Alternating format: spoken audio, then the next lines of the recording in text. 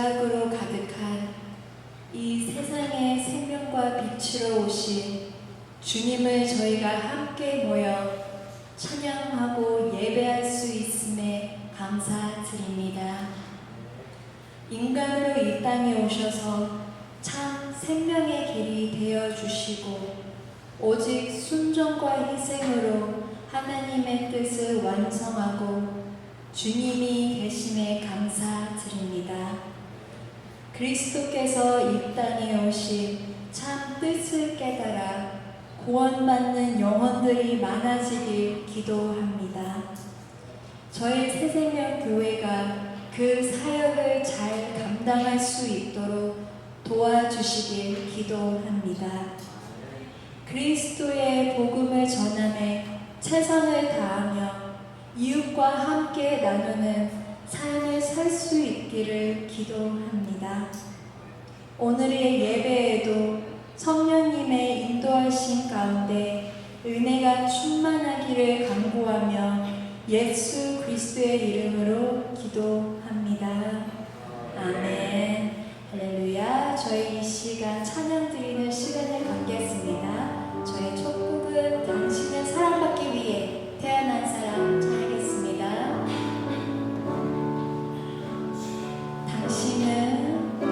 당신은 사랑받기 위해 태어난 사람, 당신의 삶 속에서 그 사랑받고 있지요.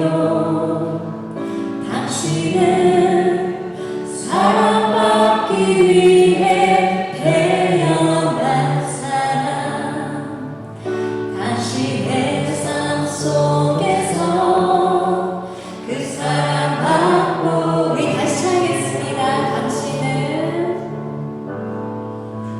당신은 사랑받기 위해 태어난 사람, 당신의 삶 속에서 그 사랑받고 있지요. 당신은 사랑받기 위해 태어난 사람, 당신의 삶 속에서 그 사랑받고 있지요.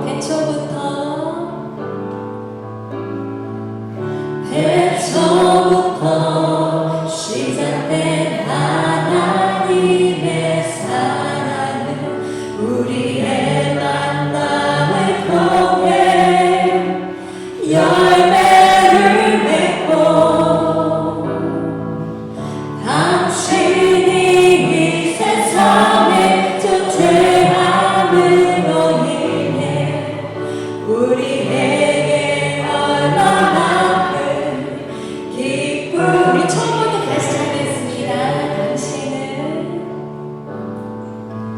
당신은 사랑받기 위해 태어난 사람, 당신의 삶 속에서 그 사랑받고 있지요.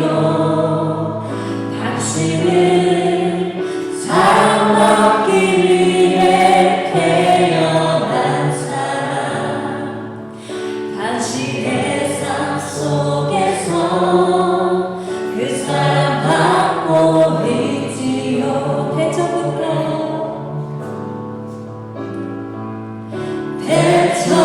대초부터 시작된 하나님의 사랑은 우리의 만남을 통해 열매를 맺고 당신이 이 세상에 존재함으로 인해 우리에게 얼마나 큰 기쁨이 되는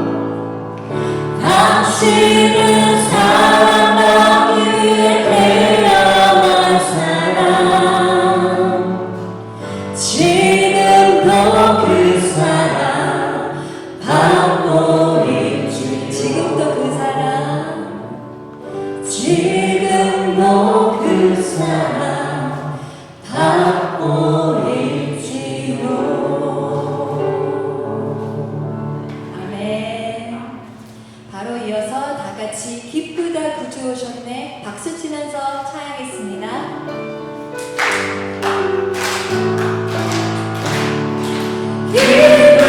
기쁨을 주셨네 난 계속 가주러 내가 나 일어나 나 찬양하여라 나 찬양하여라 나 찬양하여라 찬양하여라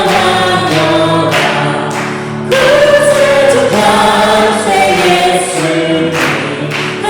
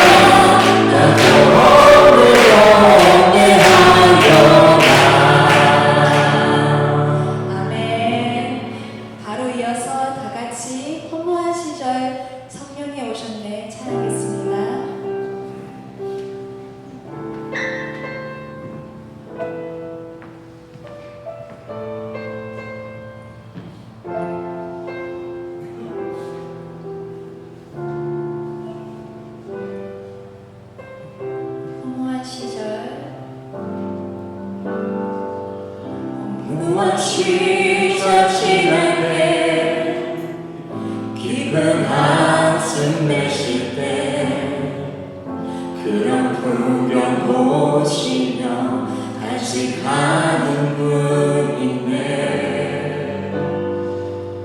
그와 같이 너희를 버려두지 않으리. 내가 너희와 영원히 함께하리라. 우리 같이 하겠습니다. 무한 시절 지날 때 깊은 한숨 내쉴 때 그런 풍경 보시며 간직하는 분인데 그와 같이 너희를 버려두지 않으리. 내가 너희와 영원히 함께하리라.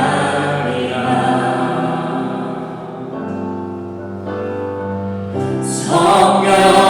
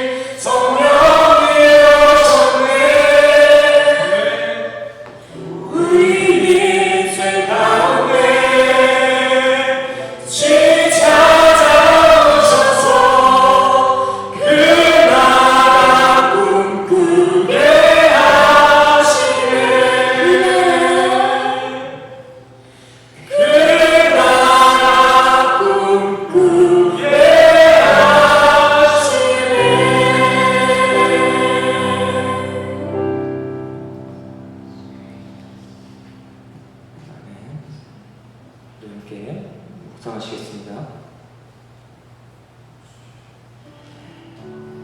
여호와는 나의 목자시니 내가 부족함이 없으리로다. 그가 나를 푸른 초장에 누이시며 쉴만한 물가로 인도하시는도다. 내 영혼을 소생시키시고 자기 이름을 위하여 의의 길로 인도하시는도다. 내가 사망의 음침한 골짜기로 다닐지라도 해를 두려워하지 않는 것은 주께서 나와 함께 하시니라. 주의 지팡이와 막대기가 나를 안위하시나이다. 주께서 내 원수의 목전에서 내게 상을 베푸시고 기름으로 내 머리에 바르셨으니 내 잔이 넘치나이다. 나의 평생의 선하심과 인자하심이 정녕 나를 따르리니 내가 여호와의 집에 영원히 거하리로다. 아멘. 우리 시간 다 같이 일어나셔서 사도신경으로 신앙 고백하며 나아가시겠습니다. 앞에 나와 있는 PPT를 참조해서 한 구절 함께 고백하시겠습니다. 전능하사 천지를 만드신 하나님 아버지를 내가 믿사오며 그 외아들 우리 주 예수 그리스도를 믿사오니 이는 성령으로 잉태하사 동정녀 마리아에게 나시고 본디오 빌라도에게 고난을 받으사 십자가에 못 박혀 죽으시고 장사한 지 사흘 만에 죽은 자 가운데서 다시 살아나시며 하늘에 오르사 전능하신 하나님 우편에 앉아 계시다가 저리로서 산자와 죽은 자를 심판하러 오시리라.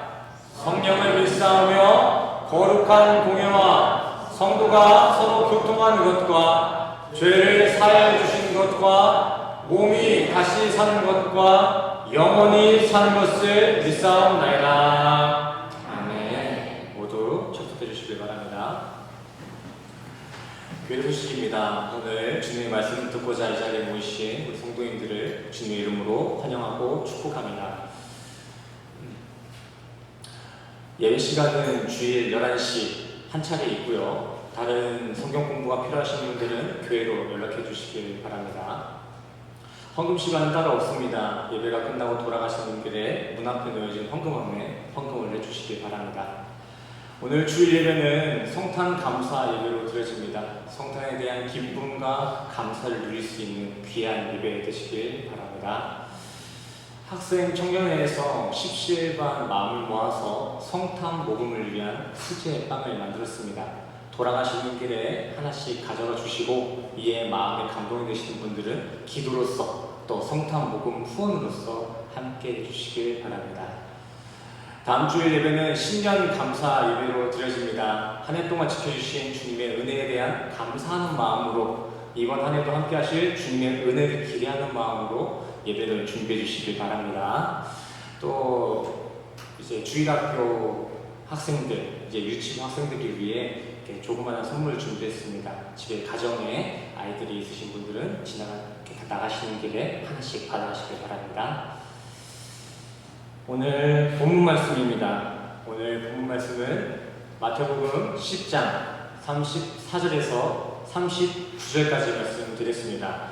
오늘 본문 말씀은 마태복음 10장 34절에서 39절 말씀드리겠습니다. 34절 말씀입니다. 내가 세상에 화평을 주러 온 줄로 생각하지 말라. 화평이 아니요 검을 주러 왔노라. 내가 온 것은 사람이 그 아버지와 딸이 어머니와 며느리가 시어머니와 불화하게 하려 함이니 사람의 원수가 자기 집안 식구리라. 아버지나 어머니를 나보다 더 사랑하는 자는 내게 합당하지 아니하고 아들이나 딸을 나보다 더 사랑하는 자도 내게 합당하지 아니하며 또 자기 십자가를 지고 나를 따르지 않는 자도 내게 합당하지 아니하니라. 자기 목숨을 얻는 자는 잃을 것이요 나를 위하여 자기 목숨을 잃는 자는 얻으리라. 아멘. 이 시간 성탄 감사예배 특성으로서 학생의 총회에 나와서 찬양해 주시겠습니다.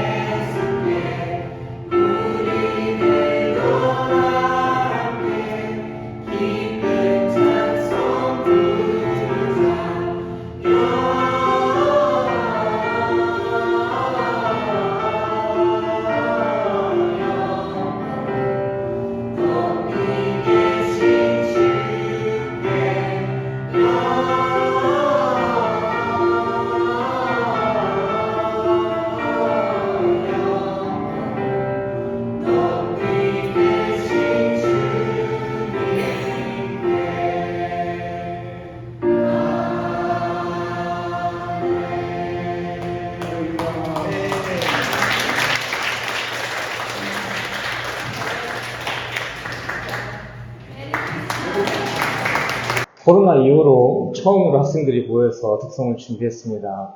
이렇게 참 감격스러운 날이에요. 앞으로도 잘 하라고 격려와 이렇게 회복의 박수 다시 한번 박수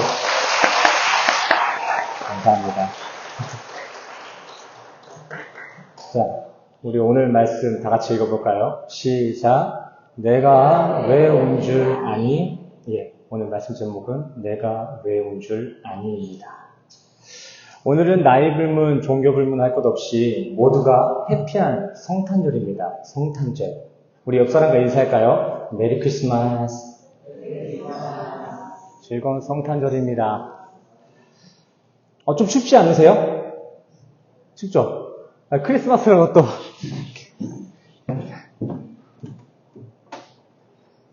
안 꺼지네? 됐다. 더우시면 말씀 주세요. 다시 켜겠습니다. 자, 우리 성도님들 정말 메리 크리스마스가 맞으세요? 정말 메리 즐거우세요? 그렇다면 우리 성도님들은 오늘 성탄절이 왜 즐거우신가요? 왜 성탄절이 기쁜 날일까요? 크리스마스는 쉬는 날이어서 기쁜 걸까요? 아니요, 우리 성도들이 성탄절을 기뻐하는 이유는 성탄절은 예수의 탄생을 알리는 날이기 때문입니다. 하지만 아이러니하게도 교회뿐만이 아니라 불교 조계종에서도 예수님의 탄생을 축하하는 현수막을 걸기도 하고요. 중들이 저렇게 모여서 성탄절 축제에 같이 참여하기도 합니다. 이렇게 성탄절은요, 어떤 종교를 떠나서 문화적인 차원으로도 자리매김을 하고 있어요. 우리 성도님들은 이러한 모습들을 어떻게 생각하시나요? 중들이 예수님의 탄생을 축하하는 이러한 기이한 광경 어떻게 생각하세요? 이게 언뜻 보면은 참 종교나 경쟁이라는 벽을 무너뜨리고 평화의 모습을 보여준 긍정적인 사례로도 보여지기도 합니다. 당장 저 사진의 기사 제목 자체가 평화의 종교 통합 이런 내용이었어요. 또 이 기사에 대한 사람들의 그 여론의 반응도 나쁘지 않았습니다. 기사의 댓글을 찾아보니까 다들 저렇게 싸우지 않고 서로 이렇게 잘 지내니까 얼마나 보기 좋냐. 앞으로도 그렇게 예배 드려라. 뭐 이런 댓글들이 있더라고요. 하지만 이러한 반응들은 정말 기독교를 조금도 모르는 사람들의 반응입니다. 저렇게 중들이 성탄을 축하하는 모습을 보고 그 모습에 감동받는 사람들은 어디 가서 크리스찬이라고 하면 안 돼요. 왜요? 예수님의 탄생은 기독교인들에겐 구원의 시작이 되지만 다른 타 종교인들에게 심판입니다. 심판. 본래 성탄, 예수가 이 땅에 오셨다는 사실은요, 타 종교인들이 아주 땅을 치고 통곡해야 될 사건이에요. 요한복음 9장 말씀부터 보시겠습니다. 예수께서 이르시되 내가 심판하러 이 세상에 왔으니 보지 못하는 자들은 보게 하고 보는 자들은 맹인되게 하려 함이니라. 요한복음 3장 17절입니다. 하나님이 그 아들을 세상에 보내신 것은 세상을 심판하려 하심이 아니요 그로 말미암아 세상이 구원을 받게 하려 하심이라. 그를 믿는 자는 심판을 받지 아니하는 것이요 믿지 아니하는 자는 하나님의 독생자의 이름을 믿지 아니함으로 벌써 심판을 받은 것이니라. 아들 믿는 자에게는 영생이 있고 아들에게 순종하지 아니하는 자는 영생을 보지 못하고 도리어 하나님의 진노가 그 위에 머물러 있느니라. 아멘. 이렇게 우리 믿는 이들, 우리 기독교인들에게 예수님의 탄생은 영생을 갖다주는 축복의 메시지가 되지만 이를 믿지 않는 타 종교인들에게 사실 성탄은 통곡과 회개가 터져 나와야 할 심판의 메시지입니다. 제가 지난번 코로나 때였나 이런 비슷한 설교를 했는데 그때 저에게 누가 이런 반문의 메일을 보냈습니다. 보세요. 누가복음 2장 말씀에 보면 천사가 목자들에게 예수의 탄생을 예언하면서 그 예수의 탄생은 세상의 평화다라고 분명히 나와 있는데 왜 목사님 당신은 그렇게 평화를 부인하십니까? 딱 이 내용으로 저에게 메일이 왔어요. 혹시 성도님들도 이와 같은 생각을 갖고 계신 분 계신가요? 그럴 수도 있습니다. 14절에 보시면 분명히 평화가 언급되고 있으니까요. 하지만 우리는 여기서 저 평화라는 단어 앞에 기록되어진 하나님이 기뻐하신 사람들 중에 라는 수식 문장을 간과해서는 안 됩니다. 성경은 이 땅에 있는 모든 사람들에게 평화가 아니라 하나님이 기뻐하신 사람들 중 면밀하게 원어를 해석해 보자면 그 기뻐한 사람들만에게만 평화입니다. 그러기에 하나님의 기쁨에 속하지 못한 이들은 성탄은 심판이에요. 심판. 이렇게 하나님은 공의의 하나님이시기 때문에 하나님만의 분명한 기준을 가지고 우리를 바라보고 계십니다. 그리고 그때 그 바라보는 기준이 되는 것이 바로 예수 그리스도예요. 그래서 오늘 성탄절은 우리 크리스찬들에게 아주 대박터진 날입니다. 지옥에 가야 했는데 오늘 때문에 예수가 오셔서 천국에 갈 수 있는 이 대박터진 날. 우리 성도님들 예수 그리스도를 믿으십니까? 네. 정말 예수 그리스도와 연합된 삶을 살고 계세요? 네. 그럼 우리 성도님들에게 오늘은 진짜 메리 크리스마스가 되는 줄 믿습니다. 네. 모든 종교가 다 이 날을 기뻐할 수 있는 게 아니에요. 오로지 예수와 연합된 우리 성도들만 진짜 메리한 즐거운 성탄절을 보낼 수 있을 줄 믿습니다.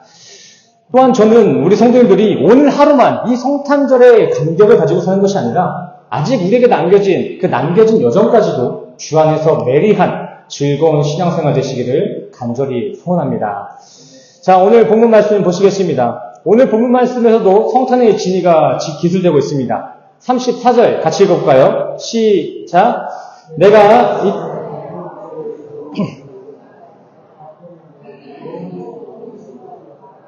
아멘. 내가 이 땅에 온 건 세상에 그런 평화가 아니라 검을 주러 온 거란다. 원어에서는 이 검이라는 표현에 마카이라라는 표현을 사용했는데 이는 본래 마케라는 전쟁, 분쟁, 분리라는 의미를 가지고 있는 헬라어 단어에서 파생된 단어입니다. 이러한 내용들을 기초해서 구절을 다시 의역해보자면 이렇게 되겠습니다. 내가 니들 세상에 온 게 니들끼리 평화해보라고 온 줄 아냐? 착각하지 마. 나는 분리시키러 온 거란다. 누가복음에서는 조금 더 명확한 번역이 되어 있습니다. 내가 불을 주러 왔다. 내가 이 땅에 온 것은 그렇게 니들끼리 세상끼리 평화롭게 지내라고 온 게 아니라 되려 세상을 불심판하고 분쟁시키려고 이 땅에 왔다는 것입니다. 오늘 이 구절을 표면적으로만 받아들이면 정말 예수님은 성경 인물 중 역대급 악당입니다. 빌런이죠. 이 외에도 34절 이하 말씀들을 보면 더 디테일하게 시니컬한 메시지를 나오고 있습니다. 과간이에요. 35절부터 37절까지 사모님 읽어주세요. 35절. 내가 온 것은 사람이 그 아버지와 아들 어머니와 며느리가 시어머니와 부하를 하려 하니 사람의 원수가 자기 집안 식구이며 아버지나 어머니를 나보다 더 사랑하는 자는 내게 합당하지 아니하고 아들이나 딸을 나보다 더 사랑하는 자는 내게 합당하지 아니하고. 내가 이 땅에 무엇을 분쟁시키러 온 줄 아냐? 너희 아버지와 딸과 어머니, 며느리와 시어머니랑 불화시키러 왔단다. 가족이 네 원수야. 이거 성경 구절입니다. 제가 막 써놓은 게 아니라 예수님이 말씀해 놓으신 성경의 내용이에요. 요즘 필리핀에서도 신천지가 성행하고 있다는 사실을 알고 계신가요? 신천지. 예, 이만희 씨입니다. 백마 타고 온 이만희 씨. 신천지가 이번에 한국에서 아주 탈탈 털리고 이제 갈 곳이 없는지 필리핀까지 왔습니다. 이렇게 선교지에 가보면은 그곳에서 신천지의 메시지가 전해지고 있어요. 한국에서 똑같은 방법을 가지고 왔더라고요. 근데 그 신천지 단체가 사람들을 포섭하고 관리할 때 자주 인용하는 대표 구절 중 하나가 바로 오늘 본문 말씀 36절 가족이 네 원수니라입니다. 신천지는 이 말씀을 근거하여서 누구든지 자신들이 신천지를 믿는데 이만희가 구주라는 사실을 믿는데 회방을 놓는다면 그게 네 이웃뿐만이 아니라 가족일지라도 전부 다 연을 끊어버리라 강요합니다. 또 그들은 나름 조직적으로 34절에 미리 언급된 그 검으로서 부모와의 관계까지도 잘라내라고 어떤 정당성을 주고 있습니다. 그렇게 가족과 이웃과 이간을 해요. 이게 바로 말씀을 자기 멋대로 해석하고 곡해하는 이단들의 실체입니다. 오해하지 마시기 바랍니다. 기독교는요, 제사를 드리지 않는 것입니다. 죽은 사람에게 제사를 드리지 않는 것뿐이지 살아있는 이들에게는 어떤 종교보다 더 화목을 권고하는 것이 기독교의 정신입니다. 성경은 구약 시대 때부터 이웃과의 화목 그리고 효를 인간의 책무, 율법으로서 묶어놨어요. 물론 율법 이외에서도 그 신약에서도 효도를 중시하고 있습니다. 디모데전서 5장 말씀입니다. 만일 어떤 과부에게 자녀나 손자들이 있거든 그들로 먼저 자기 집에서 효를 행하여 부모에게 보답하기를 배우게 하라. 이것이 하나님 앞에 받으실 만한 것이니라. 아멘. 성도님들뿐만이 아니라 우리 청년들, 우리 학생들 반드시 기억하시길 바랍니다. 부모님께 효도를 한다는 것은 선택사항이 아니라 하나님이 주목하시는 성도의 모습입니다. 성경에서 불효는 불법입니다. 위법. 또한 성경은 디모데전서 5장 8절 말씀을 통해서 가족을 돌보지 않는 불찰은 믿음을 배반한 자요 예수를 믿지 않는 불신자보다 더 악한 자다라고 강렬히 책망하고 있습니다. 우리 학생 청년들뿐만이 아니라 우리 모든 아들 되고 딸 되신 우리 성도님들 부모를 공경하시기를 힘쓰시고 부모님들은 자식을 아껴주시는데 힘쓰시기를 간절히 후원합니다. 자식과 부모라는 이 부자 관계는요 그냥 인간의 종족 번식을 위한 도구나 수단이 아니라 하나님이 우리 성도들을 어떻게, 얼마나 어떤 모습으로 사랑하는지를 조금이나마 간접적으로 체험시켜 줄 수 있는 유일한 경험의 통로입니다.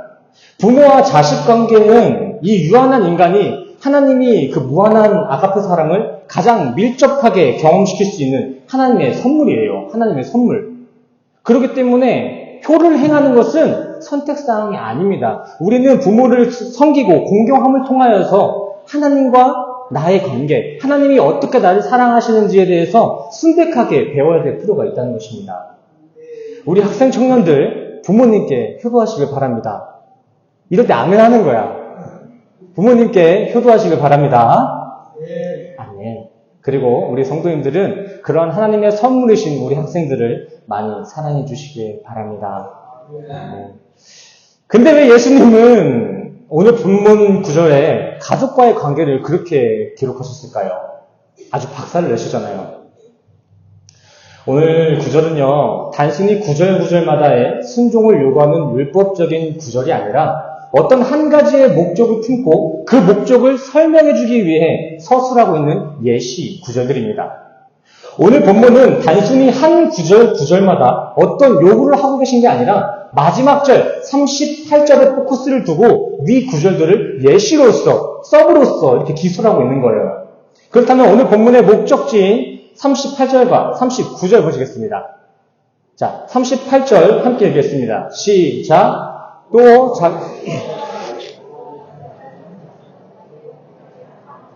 39절. 자기 목숨을 얻는 자는 잃을 것이요 나를 위하여 자기 목숨을 잃는 자는 얻으리라. 아멘. 이와 같이 오늘 본문의 궁극적인 목적지는 가정과 이웃과의 불화가 아니라 자기 부인과 십자가에 있었습니다. 오늘 본문은요, 여기에 포커스가 맞춰져 있는 거예요. 오늘 본문 34절부터 37절까지의 그 내용들이 다 합해져서 점철되었을 때면은 결국에는 38절, 39절의 내용이 나와야 그게 올바르게 오늘 본문을 봤다라고 할 수 있는 것입니다. 예수님은 단순하게 35절, 우리 인간들의 가족 관계에서의 불화, 유대 관계의 불을 던지러 오신 것이 아니라 우리가 성경의 목적지이신 예수보다 더 신앙하고 있는 모든 우상숭배 대상들에게 검을 주러 오셨다는 것입니다. 우상숭배, 저번에 우리 함께 배우셨죠? 우상숭배란 무엇입니까? 우상숭배. 자, 이렇게 불교인들이 부처, 금동상에 절하고 힌두교인들이 소에게 절하는 것이 우상숭배인가요? 네. 그것 또한도 하나님이 멸시하는 우상숭배의 일부가 많습니다. 하지만 성경은 우상숭배의 영역을 그렇게 저런 동상이나 동물에 제한하고 있지 않습니다. 성경은요, 37절, 나보다 더, 예수보다 더 사랑하는 모든 것들을 우상숭배로 정의합니다. 출애굽기 20장 말씀도 보시면요, 우상숭배의 범위를 너를 위하여 새기는 모든 형태, 형상, 곧 하나님을 제외한 모든 세상에 두고 있습니다. 에베소서 5장 5절 말씀에도 보시면 우상숭배자라는 표현이 나오는데 이 단어의 원어적 해석 또한 하나님 외에 다른 걸 숭배하는 모든 것을 포괄하고 있습니다. 저 앞에 보이는 곳, 저 곳이 원어적 해석을 하면 집으로도 됩니다. 집, 음행이나 더러운 것이나 탐하는 것, 탐욕, 욕심 또한도 우상숭배의 일부라는 것이죠. 더 간단하게 한 줄을 정리해보자면 성경은 예배의 대상, 신앙의 목적이 하나님이 아닌 세상으로서 어긋난 상태, 세상으로 틀어진 상태를 우상숭배라고 정의합니다. 이해가 되시나요? 어렵지 않죠? 우상숭배의 개념을 어떤 한 종교나 어떤 물체, 대상으로만 두시면 안 됩니다. 하나님 이외의 모든 것들이 다 우상숭배입니다. 예를 들어서 내가 돈, 이 재물 때문에 예수를 제대로 바라보지 못한다면 그 돈은 그때부터 하나님이 바라보시기에 불법한 우상숭배의 대상이 된 것이고 조금 더 들어가서 내 사업이, 나의 건강이, 나의 자녀들이 예수 그리스도의 길을 걷는데 방해가 된다면 그때부터 그 사업과 그 건강은 우상이 되는 것입니다. 가정 자체가 우상이 되고 돈 자체가 우상이 되는 것이 아니라 예수 그리스도보다 나의 가정이 앞에 있고 예수 그리스도보다 어떠한 물질들이 앞에 있게 된다면 그 모든 것은 우상 숭배가 된다는 것이죠. 마태복음 6장에 예수님께서도 말씀하시잖아요. 재물과 하나님은 겸하여 섬길 수 없다. 즉 내가 예수보다 무엇을 더 사랑하고 있으면 그것이 다 우상에 든다는 거예요. 예수님 바로 이러한 우상 숭배의 대상이 되어버린 이 세상과의 잘못된 관계를 끊어내려고 우리가 우상 숭배하는 관련 없는 존재가 되게끔 순백한 자가 되게끔 하려고 하늘 영광을 버리고 이 땅의 검으로서 불로서 내려오신 것입니다.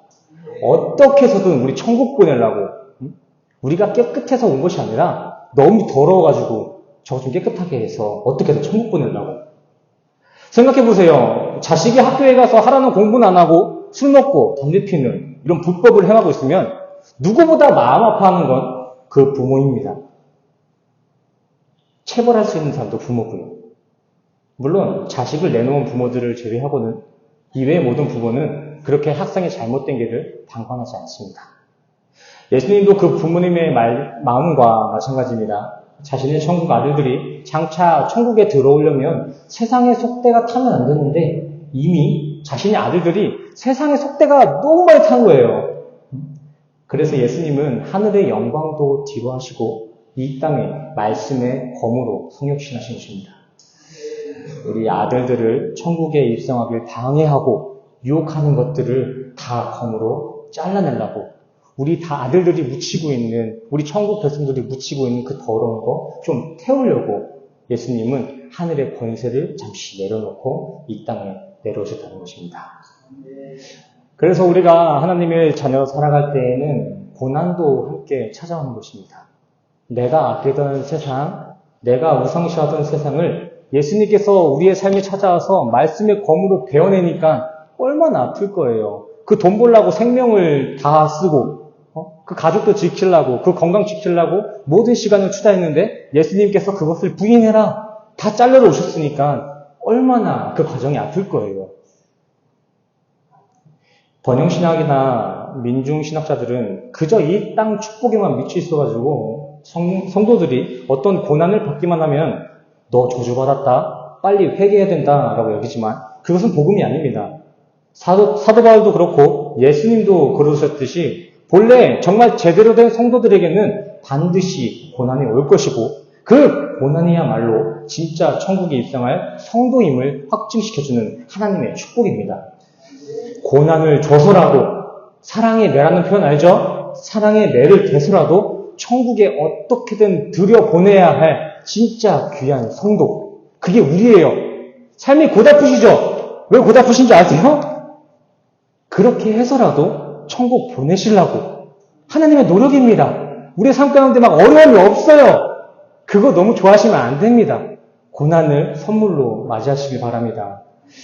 이렇게 예수님의 검의 비유는 불화가 아니라 포도나무 비유와 같이 우리 인간을 어떻게든 열매 맺는 천국 백성으로 만들겠다는 사랑의 표현입니다.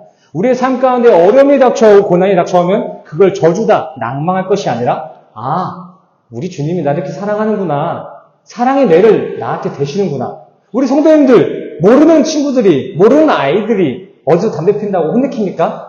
아니요. 요즘에 얻어맞을까봐 쳐다도 안 봅니다. 근데 우리 자식들이 저기 뒤편에 숨어가지고 술 마시고 담배 피우고 있으면 어떡합니까? 두드려 패서라도 그 행동을 바로 잡아줘야겠죠. 왜요? 사랑하니까요. 사랑하니까. 예수가 정말 우리의 삶에 제대로 침투해 오면 우리는 세상이 정의한 불행을 느껴야 합니다. 그냥 불행이 아니라 세상이 정의하고 있는 불행.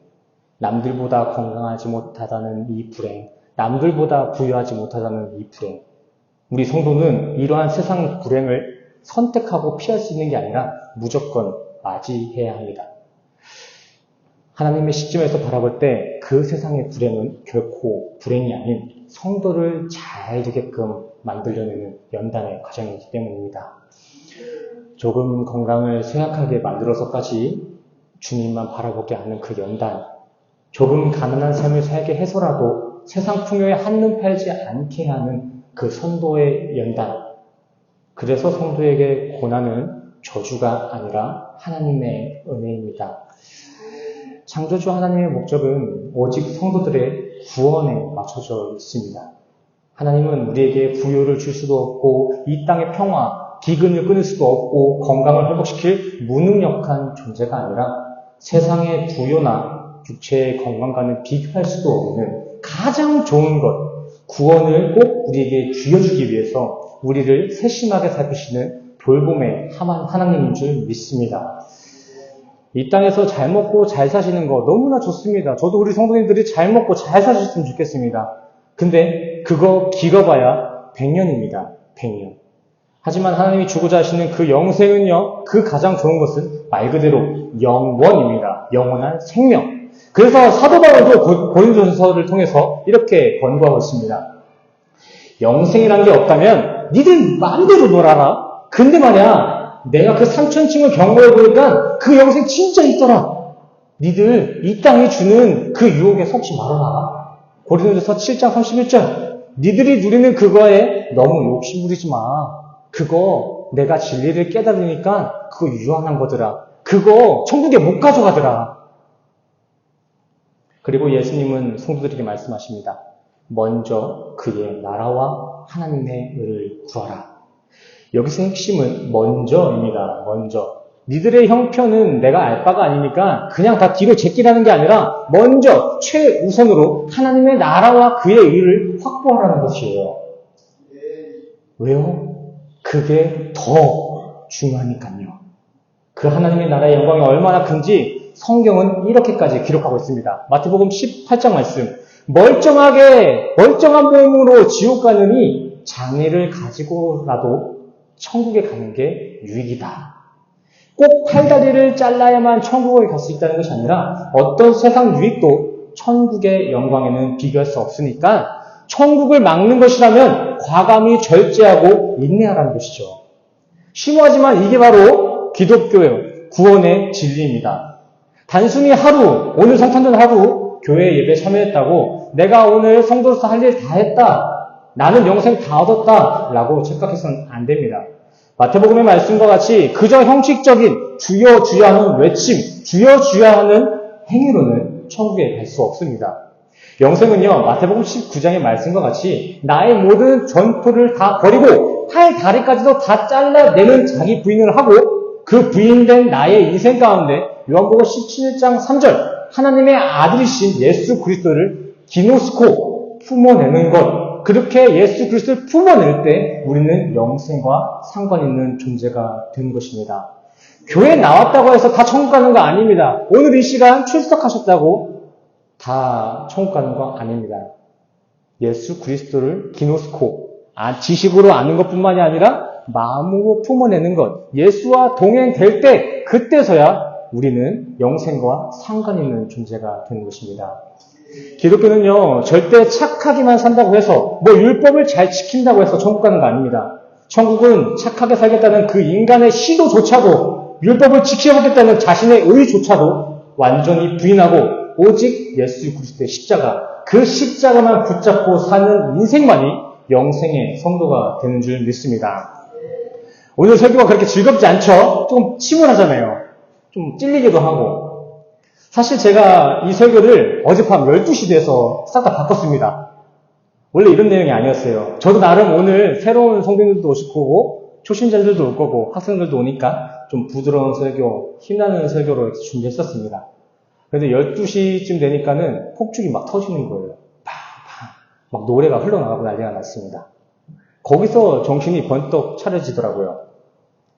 예수를 믿지도 않는 저들이 저렇게 뭣도 모르고 마냥 성탄을 문란하게 즐기는구나 한탄하면서 우리 성도님들만큼은 좀 성탄절을 제대로 알고 제대로 메리 크리스마스를 누렸으면 하는 마음에 저는 오늘 말씀을 다시 한번 준비하게 됐습니다.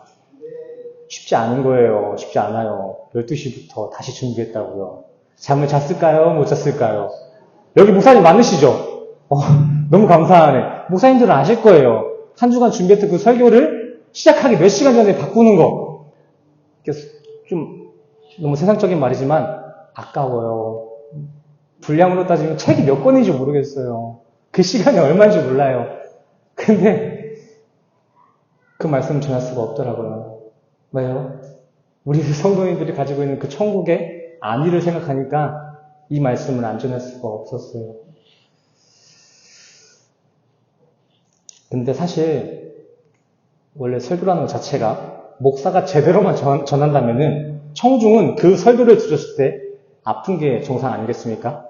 그쵸, 목사님들? 그쵸? 설교를 듣고 아파야 정상이잖아요. 히브리서 내용과 같이 골수와 관절을 끊어내는 그 양날의 검과 같은 말씀이 우리의 지성을 뚫고 심령에 침투하는데 어떻게 그게 안 아프겠어요? 내가 이전에 누리던 것들은, 세상 것들은 다 부인하고 예수만 의지하라는데 어떻게 속이 안 쓰리겠어요? 그래서 설교는 엄청 아파야 하는 것입니다. 준비하는 저부터도 너무나 아팠어요. 설교 준비하면서. 나 아직도 이 정도구나. 정말 예수 아니었으면 볼품도 없겠구나. 그러니까 교회에 와서 세상에 살아가는 어떤 에너지, 교훈을 얻어갈 그런 안이라는 생각하지 마시고 그저 주일날 교회 나올 때는 나 오늘 또 말씀으로 죽으러 간다 라고 생각하고 들어오시고 그리고 이 교회를 나가실 때는 나는 죽고 예수로 살아 돌아가시길 바랍니다.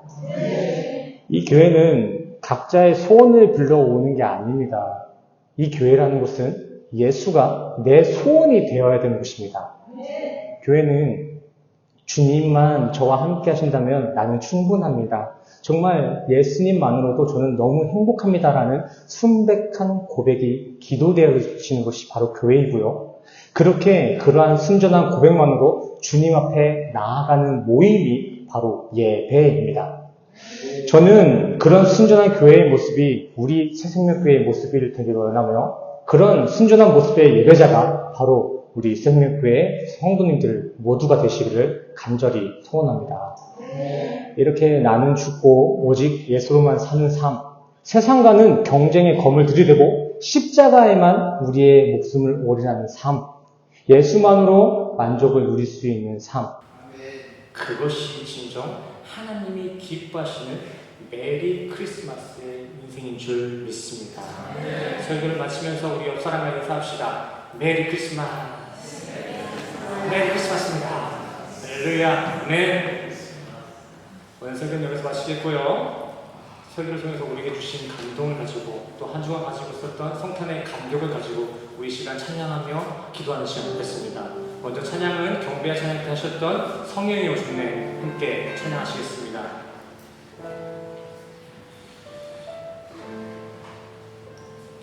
우리 가사를 생각하시면서 찬양하겠습니다. 이 세상 허무한 시절을 지날 때 허무한 시절 지날 때 깊은 한숨 내쉴 때 그런 풍경 보시면 단식하는 눈인데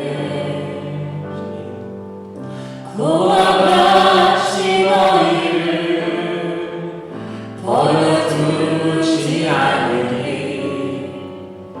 내가 너희와 영원히 함께하리. 우리 2절로 고백할까요? 억눌린 자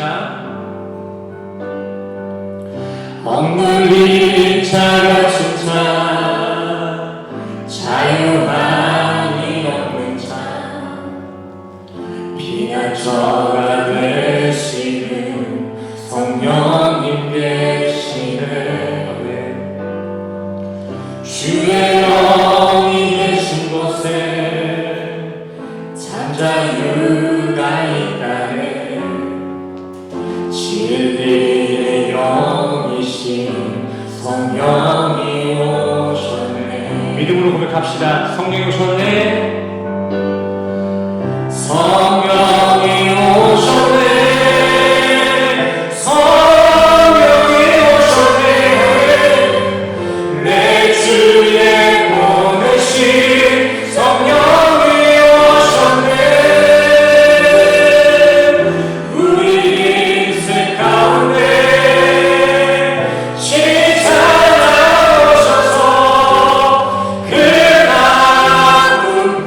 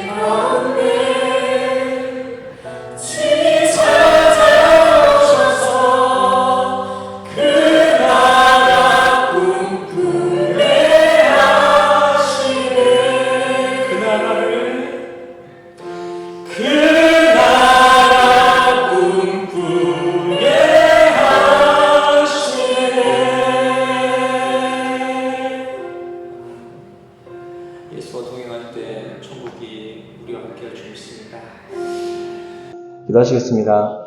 주님, 오늘 하루 세상이 기뻐하고 타 종교인도 함께 기뻐할 수 있는 그런 형식적이고 문화적인 성탄절 말고 오직 예수님만 기뻐하고 오직 성도들만 기뻐할 수 있는 진짜 메리 크리스마스가 되길 원합니다. 정말 오늘만큼은 더욱더 성탄의 주인이신 예수님의 뜻대로 하나님의 나라와 그의 의를 구하며 나는 부인되고 십자가만 바라보는 하루 되길 원합니다. 우리 성도들 모두에게 철저한 자기 부인을 허락하시고 그 비어진 인생 가운데 참 평화로 다시 채워주시옵소서. 또한 이 시간 하나님을 가장 선하겠다는 결단의 고백으로서 헌신 봉사로서 물질로서 봉헌한 이들이 있습니다.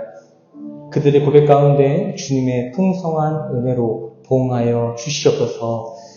이제 우리 성도들 교회에 나가 다시 세상 가운데 한 주를 살아나갑니다. 오늘 하루만 성탄을 예배하는 성도들이 아니라 매 삶의 성탄의 감격과 감사가 고백되는 산 제물의 영적 예배 삶으로 우리 성도들의 인생을 인도하여 주시옵소서.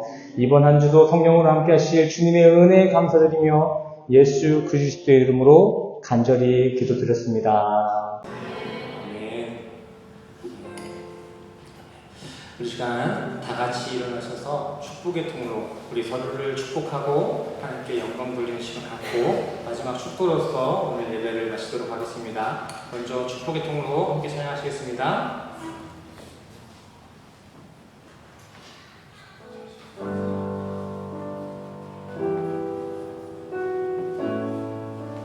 당신은 하나님의 당신은 하나님의 언약 안에 있는 축복의 통로 우리 성도님들을 통하여서 당신을 통하여서 열방이 주께 돌아오 우리 마음을 다해서 2절로 찬양할까요? 당신은 하나님의 당신은 하나님의 언약 안에 있는 축복의 통로 당신을 통하여서 열방이 주께 예배하리